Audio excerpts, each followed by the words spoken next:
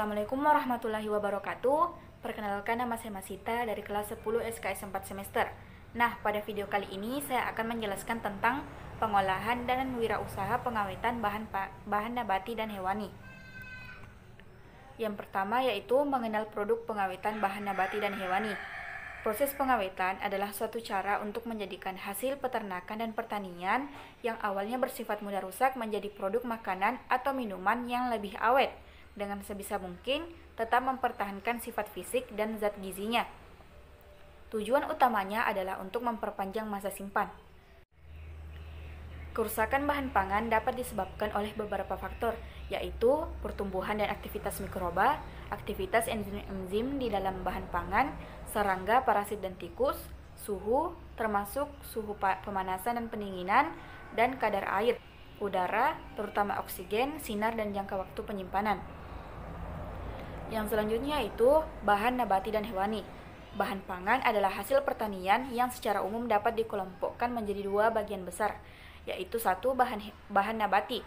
Bahan pangan nabati adalah bahan yang berasal dari tumbuhan seperti sayuran, buah-buahan, rempah-rempah, umbi-umbian, rumput laut, dan serelia. Yang kedua yaitu bahan hewani. Bahan pangan hewani yaitu bahan pangan yang berasal dari hewan. Beberapa jenis bahan pangan yang masuk dalam kategori hewani diantaranya adalah daging, ikan, telur, susu, dan lainnya.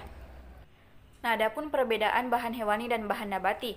Bahan hewani umumnya mudah rusak atau daya awet rendah, sedangkan bahan nabati umumnya daya awet tinggi. Bahan hewani umumnya bersifat lunak, tidak tahan tekanan dan hantaman, sedangkan bahan nabati tidak demikian. Sifat setiap bahan hewani sangat spesifik dan sangat sukar digeneralisasi, sedangkan bahan nabati meskipun sifat setiap bahan spesifik, tetapi masih bisa dicari sifat-sifat umumnya. Bahan hewani umumnya merupakan sumber protein dan lemak, sedangkan bahan nabati selain sebagai sumber protein dan lemak, juga banyak berperan sebagai sumber karbohidrat, mineral, dan vitamin.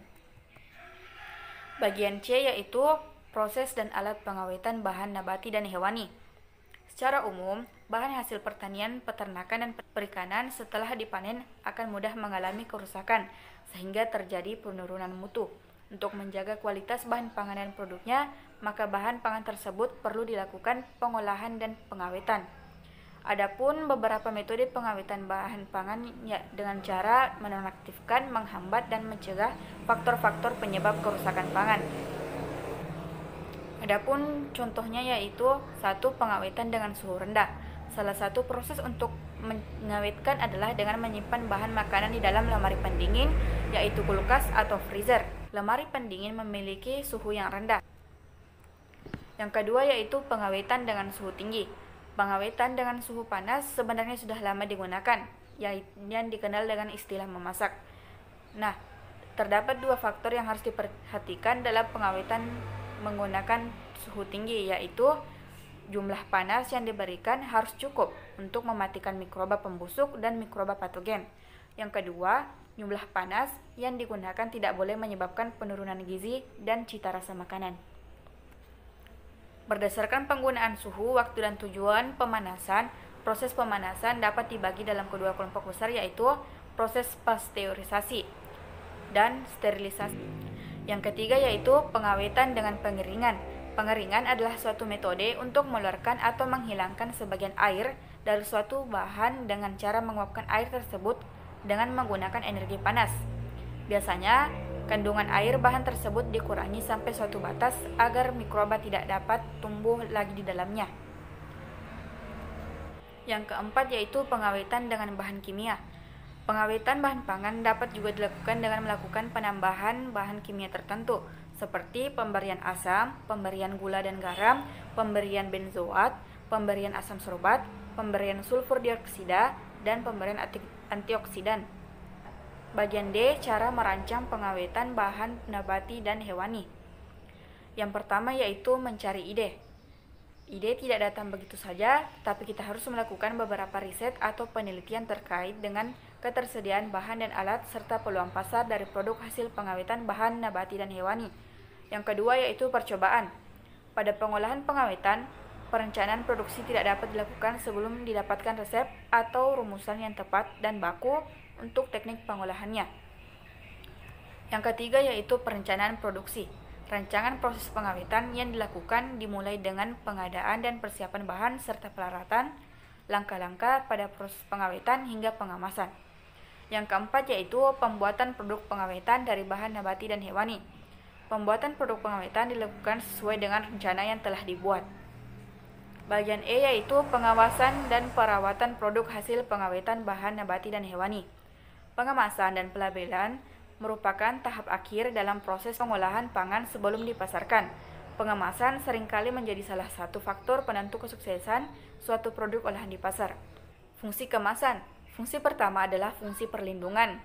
Pada aspek ini, kemasan berfungsi untuk menjaga produk tetap bersih, pelindung dari kotoran dan kontaminasi. Yang kedua yaitu fungsi penanganan.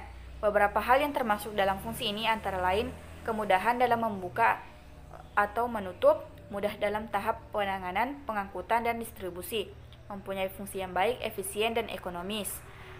Yang ketiga adalah fungsi untuk pemasaran. Kemasan menampakkan identifikasi, informasi, daya tarik, dan penampilan yang jelas sehingga dapat membantu promosi penjualan. Yang kedua yaitu jenis kemasan. Terdiri dari tiga yaitu kemasan primer. Yang kedua yaitu kemasan sekunder. Tiga yaitu kemasan tersier. Yang ketiga, bahan kemasan. Bahan kemasan terdiri dari 5 yaitu kemasan logam, kemasan gelas, kemasan plastik, kemasan kertas, dan kemasan fleksibel.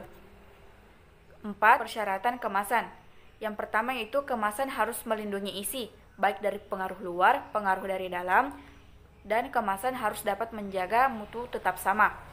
Yang kedua yaitu kemasan harus menjadi media penandaan terhadap barang yang dikemas, sehingga label harus tercetak dengan jelas dan komplit. Yang ketiga, kemasan harus mudah dibuka dan mudah ditutup kembali, serta berdesain atraktif. Yang keempat, kemasan harus dapat mempromosikan diri sendiri jika dipajang di etalase toko atau swalayan. Yang kelima, bahan kemasan harus ramah lingkungan dan dapat didaur ulang. 5. Pelabelan. Label dan pelabelan berkaitan dengan 3 fungsi pengemasan yaitu fungsi label sebagai fungsi identifikasi, mengandung pengertian bahwa kemasan harus berbicara kepada konsumen, memberikan informasi tentang bahan yang dikemas, cara menggunakan produk, cara menangani produk, tanggal kadaluarsa, komposisi, ukuran, volume, bobot, siapa produsennya, lokasi produksi, customer service, cara penanganan kemasan bekas, dan identifikasi persyaratan lingkungan. Fungsi label yang kedua yaitu fungsi untuk membantu penjualan produk. Kemasan harus menjadi promosi bagi dirinya. Label sebagai fungsi pemenuhan peraturan perundang-undangan, memiliki konsekuensi bahwa hal yang tercantum dalam label harus sesuai dengan kandungan bahan pangan tersebut. Label halal yang dapat dipertanggungjawabkan, nomor registrasi Depkes, SNI atau ISO. Demikianlah penjelasan dari saya, lebih dan kurangnya mohon dimaafkan. Terima kasih. Wassalamualaikum warahmatullahi wabarakatuh.